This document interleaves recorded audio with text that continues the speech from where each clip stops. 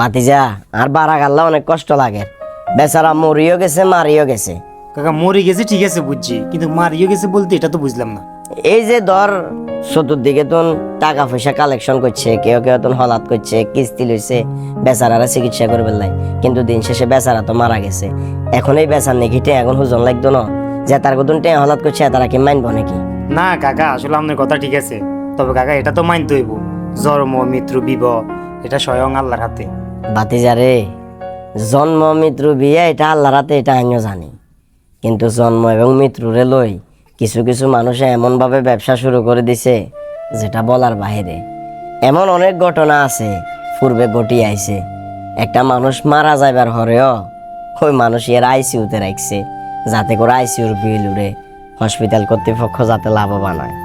আল্লাহ বালা জানে আর বারা কি 2-3 দিন আগে মারা গেছে কিনা। তবে জীবনে গা গোসল ধোয়াইছে এগুলো করার কি কয় যে বেচারা মনে হয় আরো 1-2 দিন আগে মারা গেছে। এই জিনিসটা উনবার ওনার কাছে অনেক কষ্ট লাগছে। আর বাড়ার গো এমনিতে আর্থিক অবস্থা দুর্বল, তারপরও হের পরিবারে সর্বোচ্চ চেষ্টা করছে হেরে টিকে রাখবেন লাই, হেরে বাঁচা রাখবেন লাই। ওই যে একটা কথা কইছস না, জন্ম মৃত্যু বিয়ে এটা আল্লাহর হাতে। আল্লাহর ইশারা হয়তো বা দুনিয়ার মায়া ত্যাগ করছে, কিন্তু এই বেচার নিয়ে যে টাকাগুলা বিভিন্ন মানুষের তো হলাত লইছে, ঋণ করছে, যে তার কতন ঋণ করছে তারা তো আর মানত না। তারা কিন্তু দিন শেষে ঠিকই চাপ দিব, ফেসাদ দিব।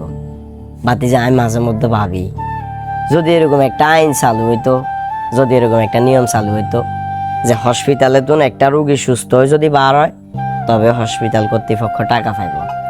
যদি রোগী সুস্থ না হয় কিংবা হসপিটালের বেডে যদি রোগী ছটফট করতে করতে মারা যায়, ওই রোগীর আত্মীয় স্বজন কিংবা ওই রোগীর সাথে থাকা কোনো ব্যক্তি হসপিটাল কর্তৃপক্ষের কোনো টেয়া দিত না।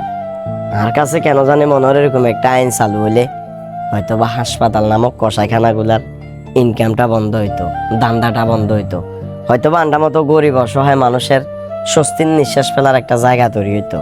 এরকম একটা আইন যদি চালু হইতো তাইলে হয়তো বা একটা রোগী মারা যাওয়ার সাথে সাথে ডাক্তাররা রিলিজ করে দিত, ওই রোগী এটারে দিই ব্যবসা করতো না। কষ্ট লাগে ভাতিজা। তবে কাকা আপনি যায় কম, আমি যতটুকু জানি আপনি অশিক্ষিত, আপনার মতন লোকের মধ্যে এই চিন্তা ভাবনা ঢুকছে আমি কখনো কল্পনা করতে পারি না। তবে কাকা আরও একটা কথা সত্যি, টাকা যে মানুষের অন্ধ করে দে, টাকা যে মানুষের অশিক্ষিত নিকৃষ্ট জাত বানায় দে, এটার প্রমাণ আয় কেমন জানি এখন আইছি। এই যে হসপিটাল কর্তৃপক্ষ যারা আছে এরা কিন্তু অনেক শিক্ষিত, মোটামুটি বুঝে, কিন্তু কি করবো কাকা কনসেন্ট, লক্ষ লক্ষ টাকা আসে, হাজার হাজার টাকা আসে, এই জন্য ওরা অন্ধ, কিছুই চিন্তা ভাবনা করে না। বাদ দেন কাকা, আঙ্কুশ বড় অন্যায় হচ্ছে আমরা বাংলাদেশে জন্মগ্রহণ করছি।